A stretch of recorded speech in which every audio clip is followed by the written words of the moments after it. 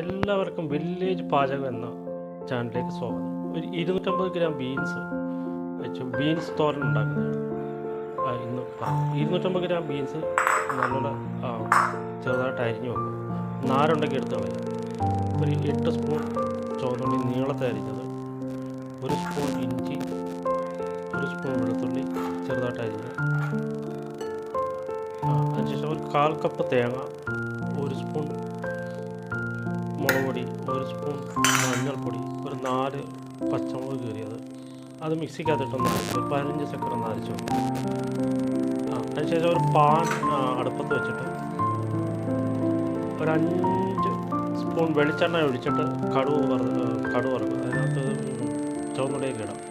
കടുക് വറുത്തിട്ട് ആ പാനിനകത്ത് ഈ അരപ്പ് ചേർക്കാം. കടുക് പൊട്ടിയതിന് ശേഷം അതിനുശേഷം ബീൻസ് അരിഞ്ഞത് ചേർത്തിളക്കും. അതൊരു 15 മിനിറ്റ് അടച്ച് വെച്ച് വയ്ക്കണം. ഓരോ 3 മിനിറ്റ് കൂടുമ്പോഴും ഒന്ന് ഇളക്കണം. ഒരു 6-7 സ്പൂൺ വെള്ളം കൂടെ ഒഴിക്കണം. ഇടയ്ക്കിടയ്ക്കൊന്ന് ഇളക്കി നോക്കണം. ഇടയ്ക്കിടയ്ക്കൊന്ന് ഇളക്കണം. വെള്ളത്തിൻ്റെ അളവ് നോക്കണം, അതിൽ തോഞ്ഞു പോകും. അപ്പോൾ നല്ലതൊന്ന് ഇളക്കുക. ഈ എടുക്കാൻ നേരം ഒരു സ്പൂൺ വെളിച്ചെണ്ണ കൂടെ ഒഴിച്ച് ഇളക്കുക. അപ്പോൾ ഒന്നുകൂടെ ഒന്ന് ടേസ്റ്റ് ആയിരിക്കും. ഇടയ്ക്കിടയ്ക്ക് ഇളക്കി നോക്കണം. ഇടയ്ക്കിടയ്ക്ക് ഇളക്കി നോക്കിയെങ്കിൽ അല്ലെങ്കിൽ അടിക്ക് പോഞ്ഞു.